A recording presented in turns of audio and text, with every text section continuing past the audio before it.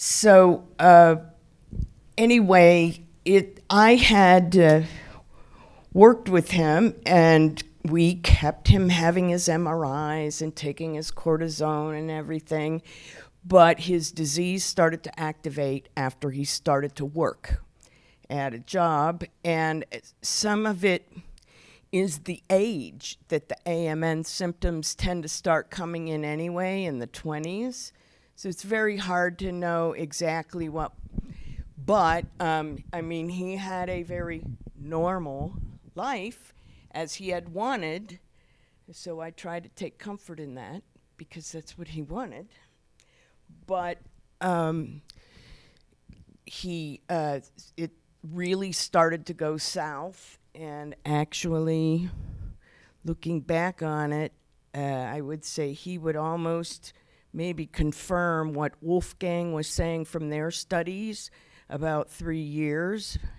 When cerebral starts to activate, you might have 3 years left, because he had both the AMN symptoms and the cerebral. And he ended up having to live in a nursing home. I went there every day, all day, but we could not get any people to come into our house and help us. There just literally were not the employees available to do it.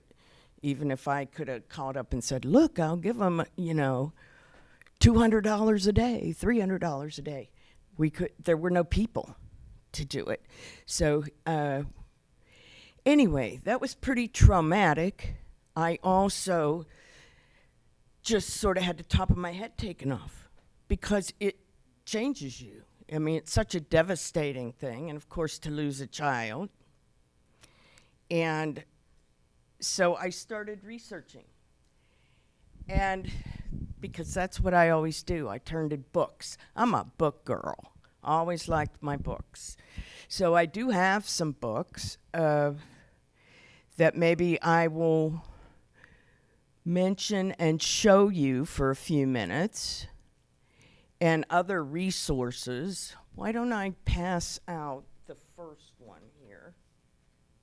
Okay. So do you, Gavin, can you put the handout up? Okay, these are sticking to me now.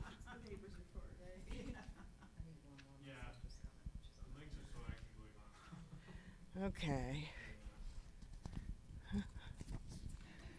And this is some websites, some books, some things that have been, they don't provide all the answers to everything, but they give you some exercise.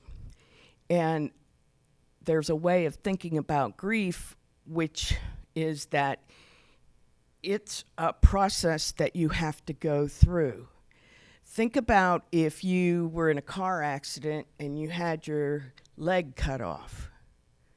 Okay, first of all, you have to heal physically, and then you need to do rehab. And then you also need to shift your life. Whatever it was that you were doing, for most people, is going to have to be very different from what you used to do before. And I definitely feel like losing a child is like that. Especially, I did get him for 30 years almost. And so I was lucky in that sense. But I did spend 15 years working, managing, how do we take care of this? How do we fight? How do we fight? How do we fight? So anyway, I started reading. There are lots of resources available. Gavin, will you click on the first one? The ULF's website actually has, so I think you missed the actual, oh no, here we go. And once you get onto the ULF website, it's under support. No, it's under resources. So grief counseling. And so can you scroll down a little bit just to show? There are some things, and these are links. There's articles. and some books for adults, grief and loss books for children. Once you start and you find one or two, though, you'll also find that every book, every source also has links to additional ones.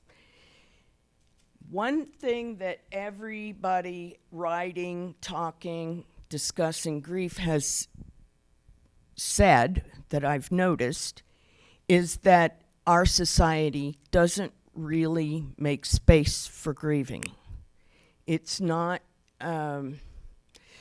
it terrifies people. If you've lost someone and then you tell someone that maybe you don't know very well, people don't know what to say. Nobody knows how to handle it because it is a hard thing to handle. It makes you confront your own death. Yes, we're all gonna die, eventually. But so that's a good, the ULF's own page is a very good resource. Thank you, Keely and everyone else. Also, if you go back, Gavin, to the handout page on the aldconnect.org, ALD Connect has a mental health page. And Jessie Torrey, who is she's a counselor, and they do every month or so, they have support Zoom sessions, and not for grief per se, but for mental health. And if you'll just scroll down, this shows you some of the sessions that she's had. She likes charts. I don't always understand the charts. She wrote a book about 5 or 6 years ago called Smiles and Duct Tape. And it was about their experience with Jack, their son, had a bone marrow transplant when he was about 7 or 8, and he's 23 now. And it's still full-time, heavy-duty work, but she recently led a session on anticipatory grief. Did anybody go to that session yesterday? Oh, it's today? Well, yesterday there was anticipatory guidance for newly diagnosed families, but then anticipatory grief is... Oh, it is today? It's immediately after this session, but it's in Houston, so the meetings are just down the hall. Okay, thank you. So they'll be talking about this concept, which is, a lot of people are talking about this now. When you know something tragic is going to happen in your life, there's a part of your psyche that's already grieving. And I hadn't really thought about that, but I looked back on my own case and I was like, oh, right, for 14 years, I knew, for example, that whatever was going to happen if I was going to ever get grandkids with my son, it was not going to be a usual thing. And I was fighting off a lot of the loss. And of course, you're terrified that whole time that your child is going to go. So anyway, the anticipatory grief, I would recommend if you feel like you walk around with anxiety a lot, that would be a good session to go to next, because they have some specifics and techniques on that. Also, going down to so we did the ULF and ALD. Will you please go all the way down to the Compassionate Friends?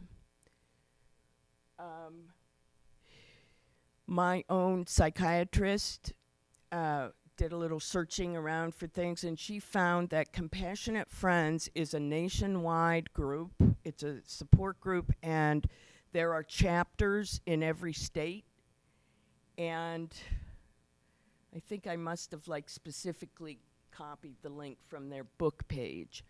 But can you click up on go to the top, please, about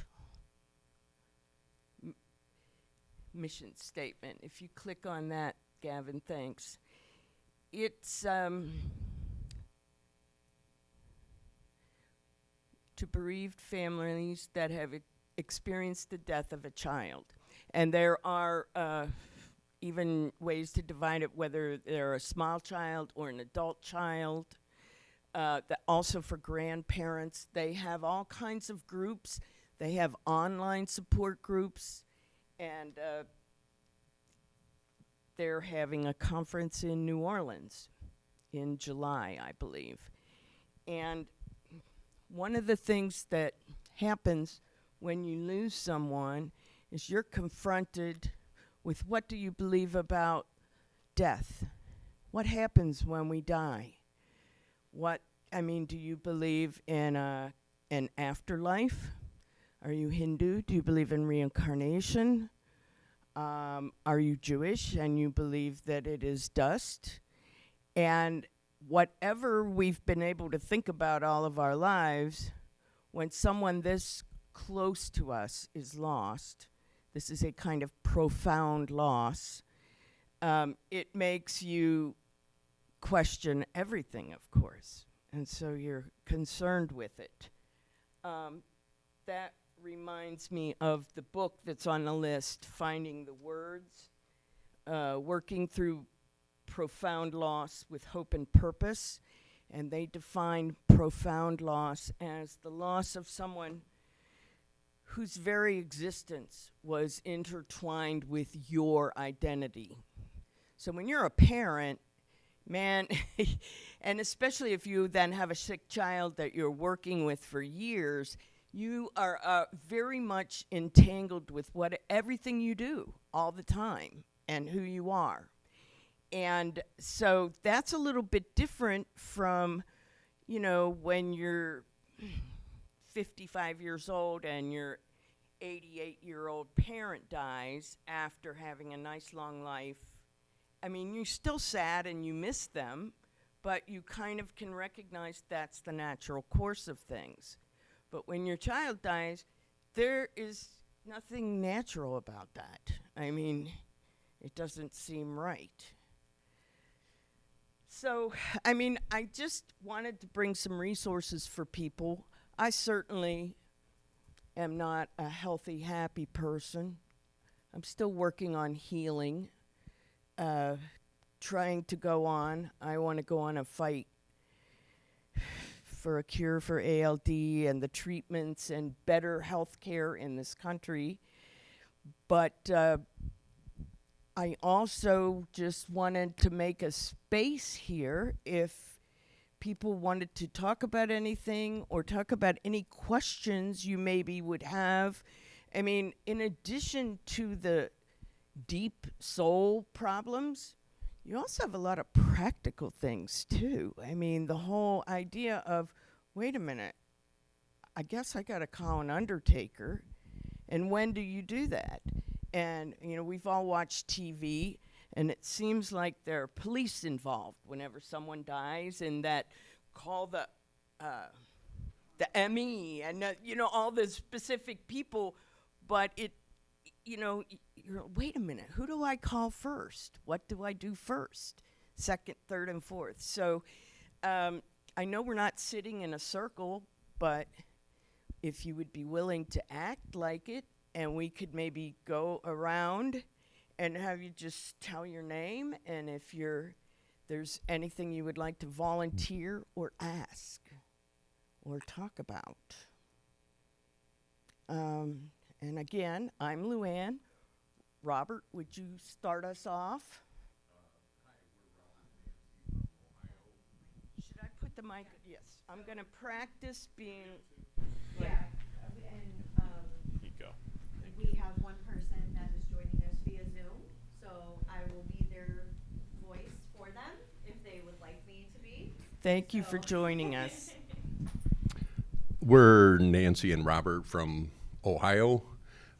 We've lost 2 children to cerebral ALD. One was last Friday. he was 40, and our first one was 10, 31 years ago. And to touch on what Luann was talking about, what do you do first? Our first child we were able to keep at home. He was 10. And when he did pass away first thing in the morning, our first step was to call our family doctor, who luckily lived right down the street. We were close friends with him, and it was already arranged that all we had to do was call him. He came down, he made the pronouncement, and then we called the funeral director, who we had touched base with and made some prior arrangements, which made that very nice. And so it just kind of fell into place, and we didn't have to, gee, what do we do next? That was all done. And our last son, he actually met with the funeral director about 3 weeks ago, sat down with him, Nancy and I, and went over a lot of his arrangements. He knew the end was coming, and he had specific things that he wanted to lay out. He had his pallbearers picked out. He had his liturgy or eulogy person picked out. He had called all those people. Was the person who gave his eulogy a minister or a friend or Good friend. good friend? She was a good friend. She started out as a babysitter for us when the kids were very young, and she did that, I think, for a couple years, because that was a long time ago. But then time went on. Bill, that's our second son, got married, had 2 boys, and ended up living kind of back to back with this girl that did the eulogy. And so they kind of reacquainted. They had kids the same age. So she really got to know him, and he confided in her with a lot of things. So she spoke for 10 minutes, somewhere around in there, and it was coming from her heart, because she really knew him and knew him well. Has anyone in here, have you ever been at a friend or loved one's funeral and the speaker was just wretched? Yep. And they didn't know him, and you just want, one of my good friends passed, and they were Catholic, and it was a big parish. And the priest, it was like kind of considered an honor to have this priest do the eulogy and everything. But he didn't do any prep or anything. It was just, I just wanted to beat on the car, how dare you, do that. But so when you have someone that's good. In our planning for her eulogy, though, and we're Catholic, we were trying to decide, were we going to have a mass at the church, or was everything going to take place at the funeral home? And surprisingly, that matters with the eulogy. Yep. Oh. Who can do it? Where, right? Where? Do it at the church. Yeah. Because only you have to be ordained to. And what they're going to say. It's almost like, hey, we're going to proofread that first to make sure what you're saying. So we ended up deciding, you know what, we're going to stay right here at the funeral home. The deacon who presided over the services was a pharmacist by trade. Bill knew him for years and years because he took care of his medicine, but also he was a scout leader. Bill was in Boy Scouts, so he had known him for 30-some years. So both of the people who pretty much ran the service were very knowledgeable and were able to speak from the heart. So, because yes, I do know, because for my mother, we had a minister do it. He didn't, have a clue about her, couldn't pronounce her name right, and Yeah. so it was just, horrible. But this, with that little bit of pre-planning, he actually called her May 7th. May 7th, and she must have started working on it because, I mean, she had it all laid out. So now he was in a nursing home the last 6 months, so that kind of changed it because the nursing home does a lot of the arrangements and whatnot. So that kind of, We didn't have to call anybody. you know, all we had to do was call family. We should compare notes sometime. So, but I'm a big advocate of pre-planning. It's the worst thing you want to plan, but yet with the pre-planning, things go a whole lot smoother. You know, you got that stuff laid out. We had bought 4 burial plots when our first son passed away. So we have 2 for us, 1 for the first son, and then luckily we had the 4th one because he was divorced. So that was all handled. His tombstone's already cut. So just a lot of things that we don't have to worry about. And, you know, we just buried him Wednesday, and we were able to walk out of the house because we didn't have to do anything right away now because everything was done.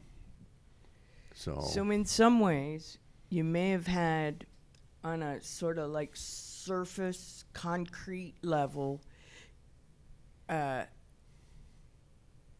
pretty optimal experience with it, but it's still devastating and heartbreaking. Definitely. So imagine if you're running around like a chicken with your head cut off too. Yeah. Because he had 2 boys also. Mm. So you have to worry about the grandkids and hope that they're going to be okay. Yeah. Can you hand it to Lila? Oh, I'm Elle. Elle. It's I'm okay. sorry. I'm a research coordinator for Mass General, and I start medical school in August. So I'm just here to listen and prepare myself for coaching people through this in my career in the future. Well, you know, I almost feel, well, good for you, because you know what? Doctors need to know that patients pass. And that is a part of life that all these people I've been reading their work have found, and it's across many kinds of religions, that's a significant part that isn't addressed oftentimes. Can I give you the mic? Thank you. I'm in a grieving process right now. I have a funeral starting at 11 that I'm my not gosh. there. I've had 2 funerals in the last 3 years. And grieving is, everybody grieve differently. And, you know, some people try to hide their grief, and I don't think that's a good thing. But as to what he was, I want to just piggyback off what he was saying. Pre-planning is the key. People don't know you. They just get up and say, well, I think she would like this, or I think we should do it like this. But that may be not what you want. So I always encourage people, make sure that you have your final days lined up. Have your funeral, even down to the program, as he said. Know who you want to speak. Know who you want to sing. Because I've seen so many funerals go left. You know, I'm saying these people are speaking. They don't know that's not who was laying here. They don't know. They say, "Oh, he was such an angel." No, he wasn't. Right. Let's not have a canned, Right. you right. know, Right. spiel. So, you know, we're all going to go. It's appointed that the man wants to die, right? And we're going to die one way or the other. We're going to die. But and we know, even, you know, like a kid dying, that is so hard. That's so hard. I don't care. I can go to anybody's funeral. I could have went to his son's funeral. I probably would have been the first one crying, because I guess it's my heart. You know how I feel about people just leaving the earth. But my thing is, again, Pre-plan. Have your stuff in order. Have it written out. Give it to someone you can trust to carry out your last wishes. Because I have mine. I want mine the way I want it. I don't want who's speaking that I don't want to speak. I want whoever's going to sing. I want them to sing. You know what I'm saying? It has to be. If I'm laying up here and the funeral's for me, I want the service for me, whether I can hear it or not. But the people that I surround myself with, they know what I want and what my wishes would be, and write it out. And in a way, it's like that's your one last chance to be with that person. So if it feels like them, that's why it will have meaning for people. Yes. Yeah. Are you all together? Yes. So who passed? Whose funeral are you going to? Well, I'm not going because the funeral was at home in Florida, but Oh. they're sending me stuff, and I'm looking. And They're Zooming you? Yeah. Okay. Is it a relative or a? this is my granny. She sort of kind of adopted me, but we were real close. But yeah, then my brother passed, which had adrenal leukodystrophy. And then, Okay. well, my father passed after. My brother passed first, then my father, and now her. You know, and you may feel that it's not taking a toll on your life, but every time a funeral comes around or somebody passes, you relive this all over again, and you say, well, I'm not going to do this way, so, and I'm going to do it this way, and you know, and it's just saying. I said, you know, several people died. I said, well, I'm going to be a mortician. I've been doing that every time somebody died. I'm going back to school to be a mortician, but I don't do it. But it's just that the heart that I have, that I want to make sure that things are right. You know, you reminded me when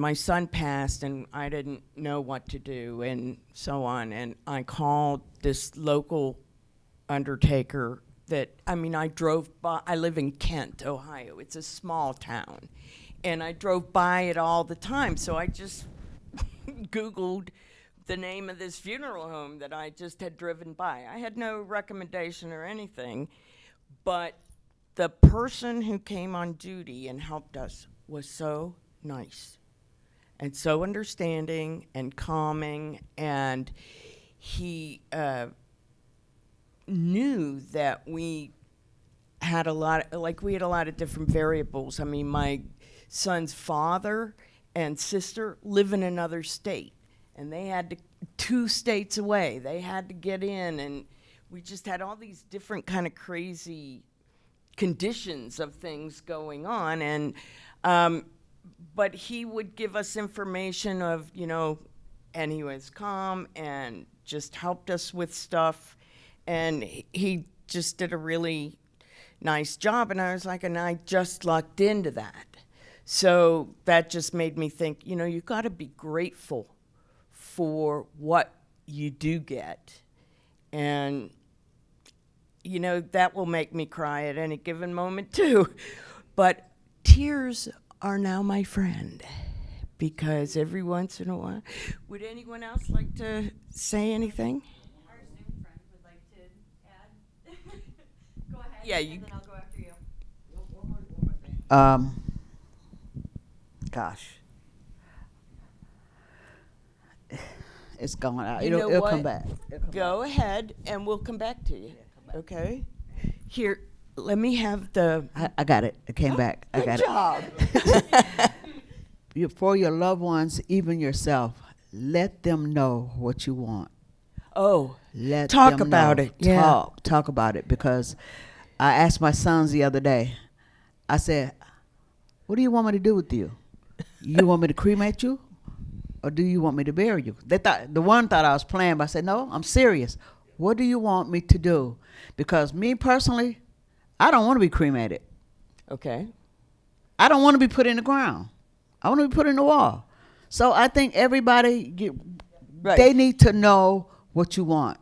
And please voice it. Talk about it. I mean, it's a thing that we don't want to talk about, but we have to. Unexpected things happen. car accidents happen. Everything happen. You don't know if you're going to go to the grocery store. You don't know if you're going to get back home or not. Yep. So just make sure that you have your stuff lined up. I can bust and cry right now, but just make sure that we have it together. Did anyone else want to say anything? All right, let's take this. So Katie, who is on Zoom, would like to share that her son has a leukodystrophy called UBTF. There is currently no cure, and the kids are passing away at an older age in early adulthood. He is currently 2, and she also has this disease. And then she added, I need that researcher there to help find a cure with Dr. Eichler. So I think she's referring to you. Yes, Kate. I said, Elle, who is in the room with us? And Katie said yes. So please help find a cure with Dr. Eichler for UBTF. So, all right. Well, that's great. Katie, welcome to this family. It's a club nobody wants to join, but once you're in it, you'll find there are some of the most valuable, wonderful people in it. And we are going to all help the fight as much as we can. Even those who pass, because it is important to remember everybody passes eventually, right? But it doesn't mean that the fight is over. Those of us who are still here can keep working for it. I'd like us to conclude, if you would join me. There's a ritual that Jews do, and part of my family is Jewish, and I love this, where you go around the synagogue and you say their name. Say their name.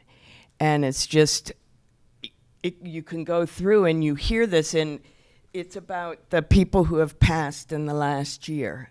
You say all the names, and if you're sitting in a congregation with 100 people and all these names, because everybody's lost someone, it also bonds the people who are sitting there together. And so I'll begin, but then I'll pass the microphone. And I will ask you if you would like to take a survey on your way out. You are welcome to. And so no, it can be whoever you're thinking of in your heart, because that's another problem with our society. So many times people don't want you to talk about your lost one. And if you can keep talking about them. So I think it's important for us to say their name. So I've called him my son, and I've mentioned him. Ben Krause. Susan Catron. Martin Weber. Kevin and William Newser. James Newser.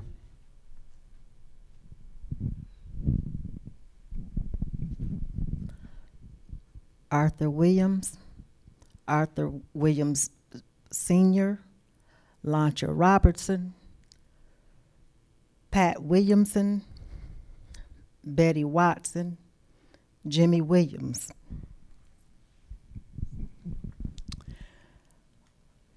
Arthur Williams, Arthur Ray Williams, Lancha Robinson, Jimmy Williams. I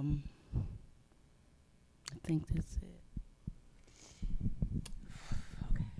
Arthur Ray. Sabrina Rice. Arthur Ray Williams, Mary Moore,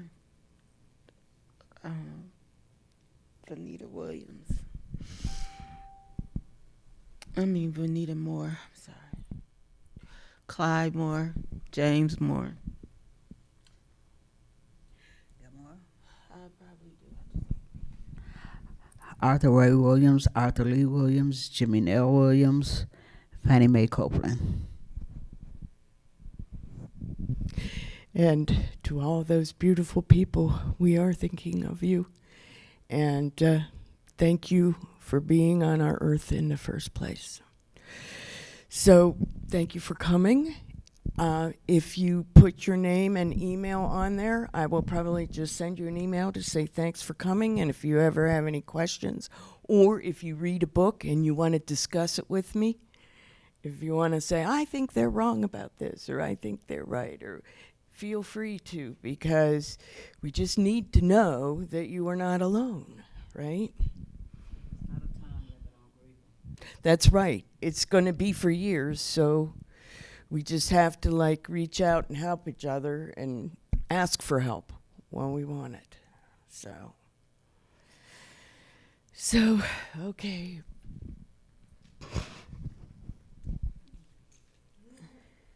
Thank you.